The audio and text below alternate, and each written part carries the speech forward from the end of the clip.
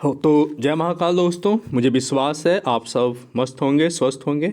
और चूंकि हम इंग्लिश का क्या है वोकेबलरी के साथ साइनोनिम्स एंटोनिम्स, और जैसा कि आप देखते हो है ना, चाहे वो एईडीओ हो या एसएससी का एग्ज़ाम हो या फिर बैंकिंग हो, या है ना, ऐसे बहुत सारे एग्ज़ाम जहाँ पे इंग्लिश क्या है डिमांडिंग है। और आपकी जनरल जो इंग्लिश है उतना तो आपको पकड़ होनी चाहिए, उस पर पकड़ आपकी होनी चाहिए ताकि आप क्वेश्चन को आसानी से सोल्व कर सको। और इसके लिए ज़रूरी है कि आपके पास शब्द का जो भंडार हो, एक अच्छा खासा भंडार हो। और मेरा जो सीरीज है उसी बेस पे, चाहे वो हिंदुस्तान टाइम्स ऑफ इंडिया हो या फिर इंडियन एक्सप्रेस हो, द हिंदू हो, उस आधार पे साइनो एंटोनिम्स है ना, जो समानता जो शब्द जो हैं प्रचलन में आते रहते हैं वहाँ पे। तो आज जो फर्स्ट जो हमारा जो लेटर है वो है, फर्स्ट जो हमारा शब्द है, वो जो वर्ड मैंने चुना है वो मैंने चुना है एलिगेशन, है ना। It's allegation.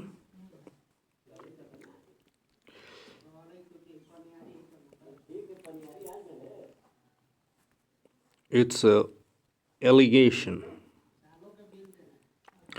और एलिगेशन का हिंदी अर्थ आपको पता है कि आरोप होता है। इसका साइनोनिम्स, इसकी जो है साइनोनिम्स की बात की जाए तो आप क्या बोल सकते हो, चार्ज बोल सकते हो, है ना, किसी व्यक्ति पे मान लीजिए आरोपित हो, चार्ज लगता है। क्लेम बोल सकते हो, क्लेम। एक्यूजेशन बोल सकते हो ना, एक्यूज हम लोग बोलते हैं ना, तो एक्यूजेशन।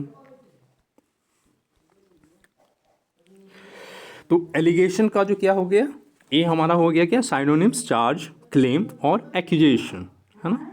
एक्यूज है ना, एक्यूजेशन।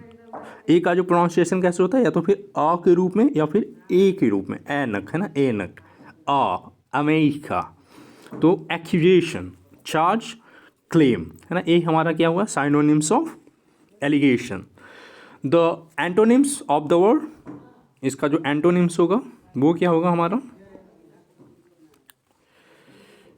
एंटोनिम्स होगा वो क्या होगा हमारा, तो एंटोनिम्स होगा इसका डिनाइयल, क्या, डिनाइयल, विंडिकेशन, है ना, vindication, vindication and justification. Third one is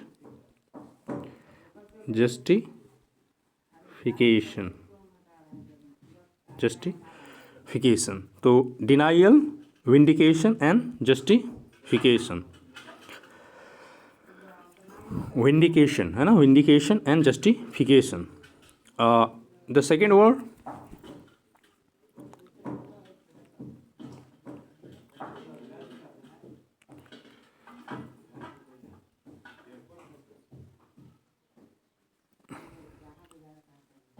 so it's not working. Okay, I have many more stylus fans.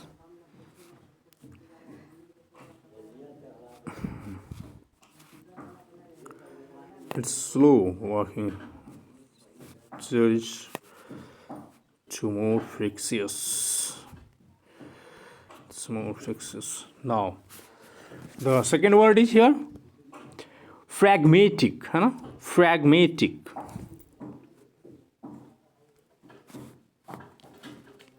It's a sorry. The second word is here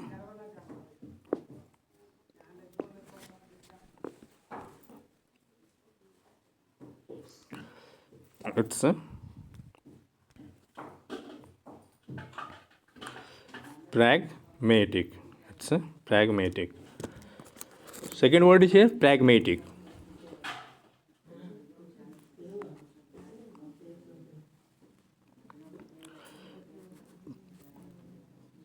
pragmatic.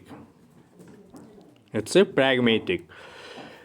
इसका हिंदी मीनिंग बोला जाए तो क्या होता है, व्यवहारिक, है ना, व्यवहारिक। इसका साइनोनिम्स हम क्या जानते हैं, इसका जो साइनोनिम्स होगा वो क्या होगा हमारा, इसका जो साइनोनिम्स होगा क्या होगा, प्रैक्टिकल, है ना, it's a practical, we may say that it's a practical. Realistic, realistic and sensible, है ना, we may say that sensible. Pragmatic का जो हुआ साइनोनिम्स क्या हुआ, practical, realistic and sensible. Antonyms क्या होगा इसका, antonyms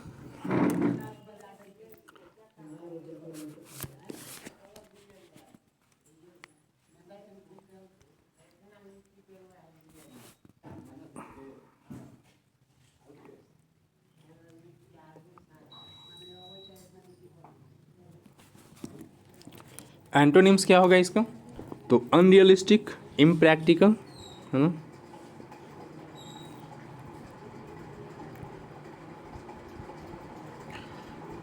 impractical, impractical, unrealistic, unrealistic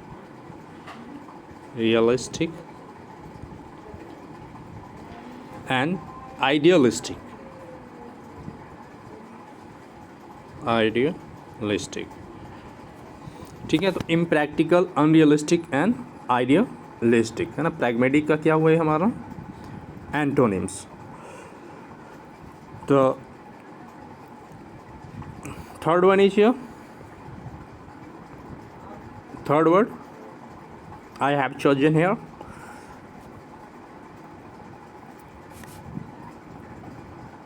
the third word of the day is here proliferation, है ना, it's a proliferation, it's a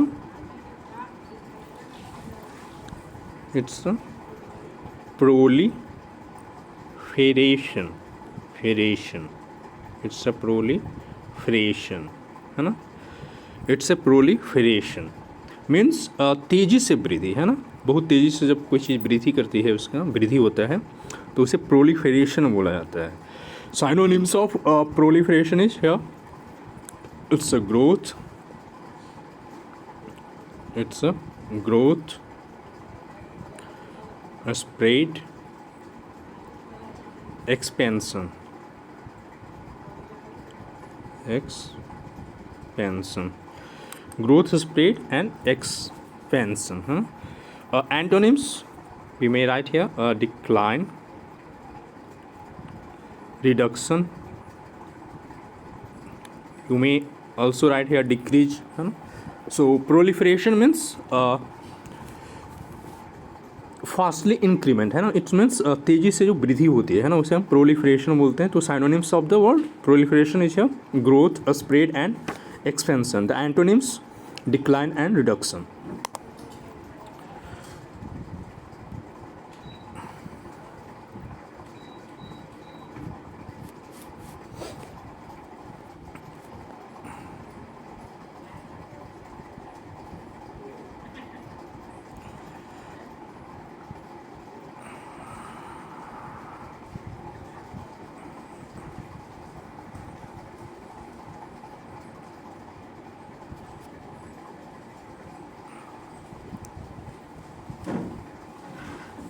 Now the next word is here imminent, है ना, imminent,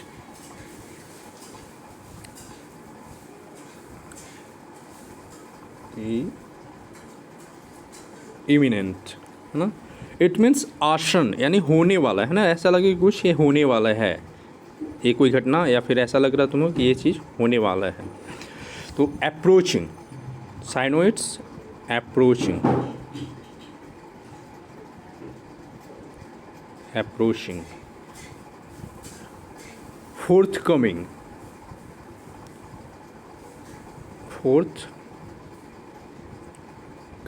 forthcoming, impending,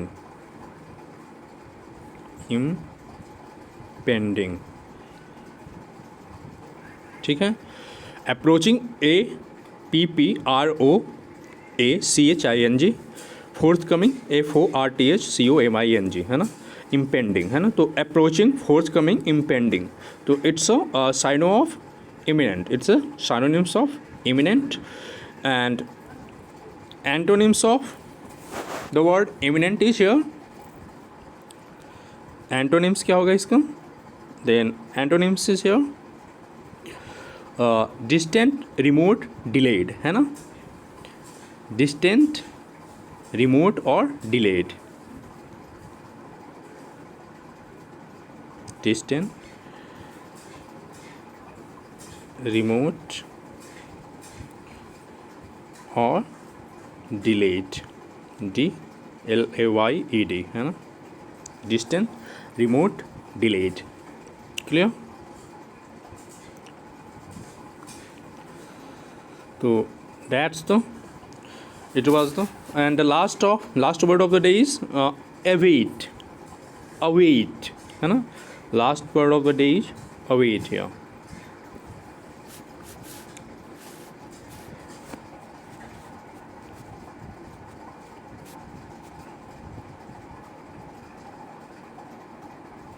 So what is this?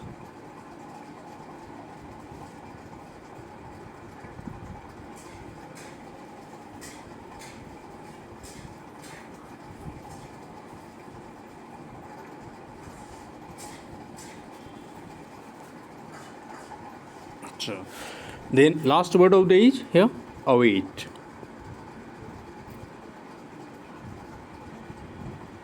Yeah, it's a await.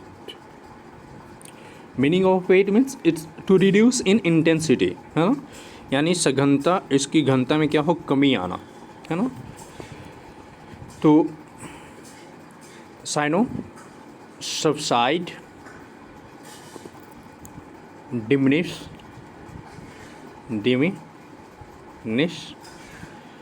and decrease. Here's the synonyms of await is here: subside, diminish and decrease. Subside, diminish and decrease. Antonyms: intensify,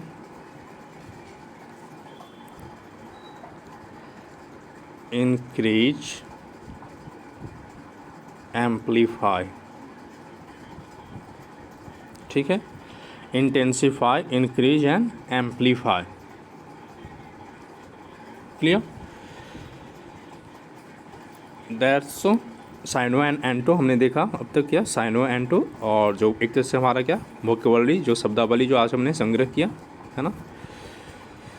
अब आज हम बात करेंगे किस पे, हमने प्रेजेंट टेंस देखा था, पास्ट टेंस देखा था, है ना। आज बात करेंगे हम लोग किस पे, फ्यूचर टेंस पे, है ना, फ्यूचर टेंस पे, यानी कि अपने भविष्य के ऊपर।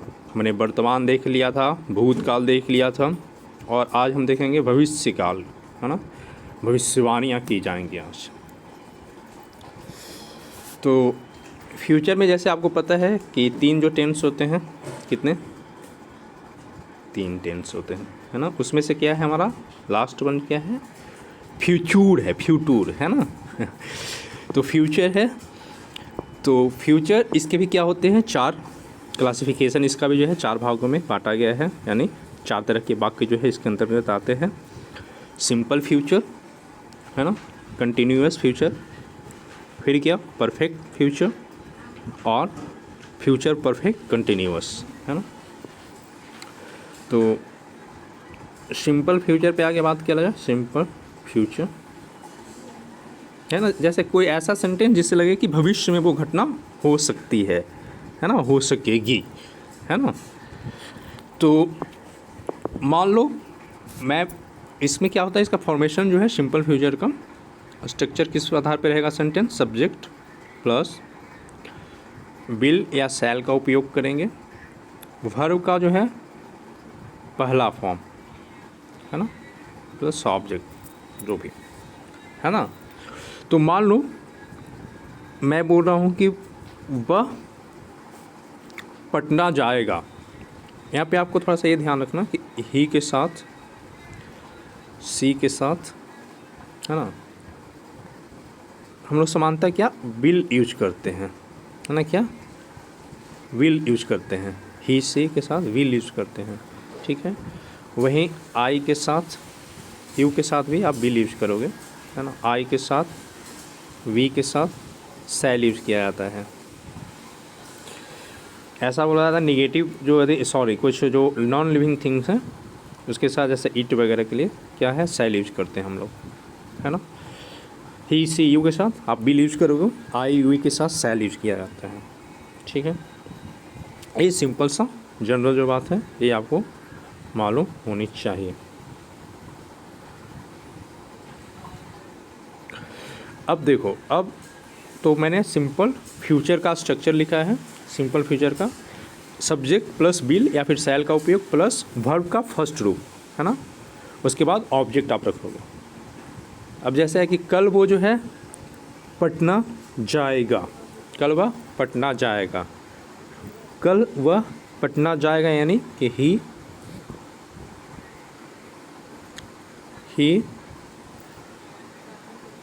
विल, है ना।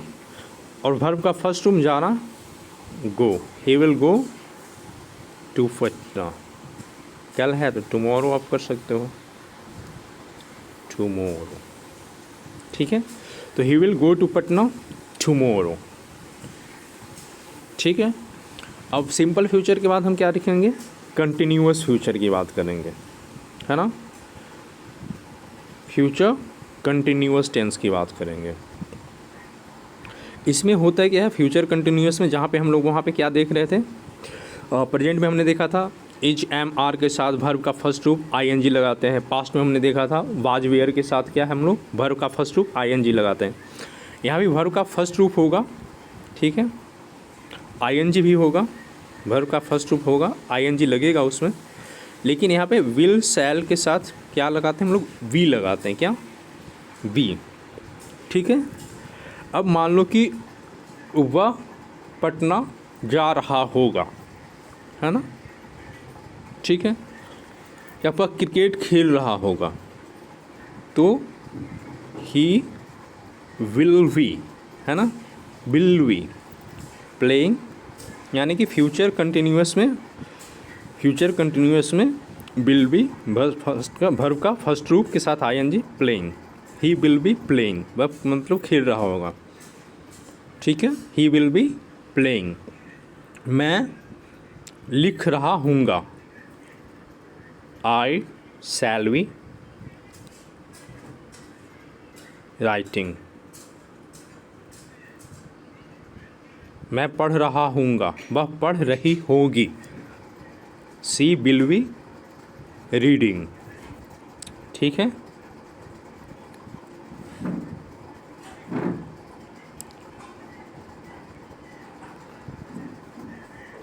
अब इसके बाद जो आता है हमारा क्या, परफेक्ट, है ना। तो फ्यूचर परफेक्ट में क्या होगा,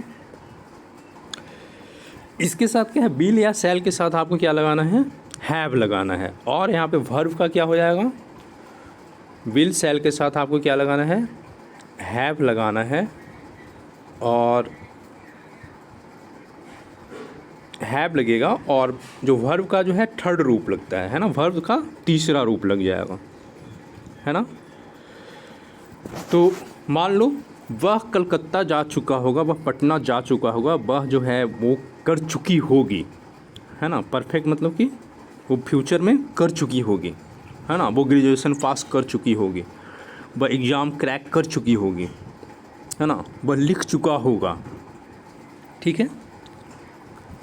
मैं पढ़ चुका होगा, मैं सीख चुका होगा, मैं अंग्रेजी सीख चुका हूँगा, ठीक है। इसका कैसे बनाओगे, तो आई शैल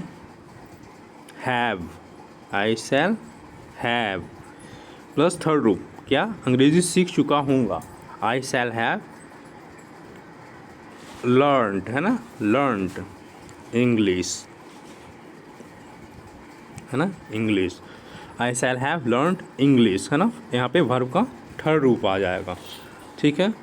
वो पटना जा चुका होगा, ही विल हैव थर्ड रूप, ही विल हैव। गो का कहा क्या होता है, go went gone, he will have gone Patna, या he will have reached at Patna, है ना। क्योंकि इन कहाँ पे यूज होता है, इन जैसे कोई किसी बड़े शहर में जब रहता हो, है ना, तब, या किसी मैंने जगह के नज़दीक हो तो वहाँ पे हम लोग क्या, या कोई छोटा पार्टिकुलर प्लेस उसके लिए एट यूज करते हैं, ठीक है। ही will have gone eight Patna, he will have gone, है ना। तो ही विल हैव यहाँ पे आपको समझना क्या है कि विल या शैल के साथ आपको हैव के लगाना है और हैव के साथ वर्ब का तीसरा रूप आप यूज करोगे।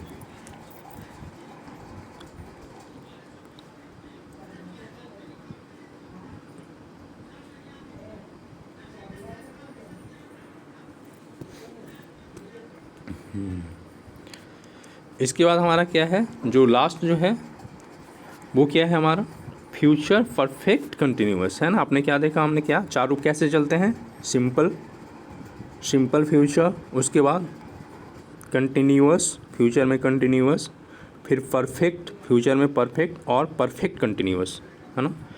अब परफेक्ट कंटिन्यूअस में जैसे हम लोग पहले से देख रहे हैं क्या हो जाता है इसमें कि बिन लग जाता है ना, बिन लगता है। तो बिल सेल के साथ क्या आपको हैव तो लगाना ही है,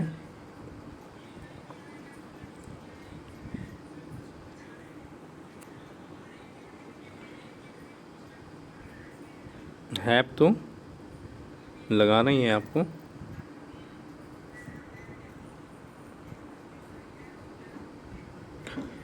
बिन लगाना है ना, प्लस ये वर्ब का फर्स्ट फॉर्म में रहेगा, वर्ब जो है पहले फॉर्म में रहेगा, आईएनजी लग जाएगा, है ना।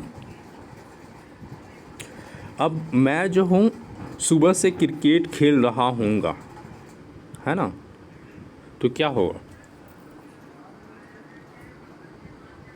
आई will have been playing cricket since morning ना, सिंस मॉर्निंग, ठीक है। हम लोग सुबह से फुटबॉल खेल रहे होंगे, तो we shall have been playing cricket since morning, 2 घंटे से मान लो फॉर 2 आवर्स, 1 घंटे से फॉर 2 आवर्स, है ना। सुबह से बात है ना, सिंस फॉर कहाँ पे यूज होता है वो भी मैं बतलाऊँगा। तो आज के लिए बस इतना ही। आपने देखा कैसे जो है स्ट्रक्चर बनता है और कैसे सेंटेंस बनाया जाता है, ये सब सारी चीज़ें जो है आपको ध्यान में रखनी है। सिंपल नॉलेज आपके पास होनी चाहिए, जनरल इंग्लिश के बारे में इतनी नॉलेज तो आपके पास होनी ही चाहिए, है ना। अब आपको एक सेंटेंस बनाना है, आप बनाओ कि तुम जो हो सुबह से लिख रहे होगे, कैसे बनेगा, तुम जो हो सुबह से लिख रहे होगे, वो सेंटेंस कैसे फ्रेम होगा।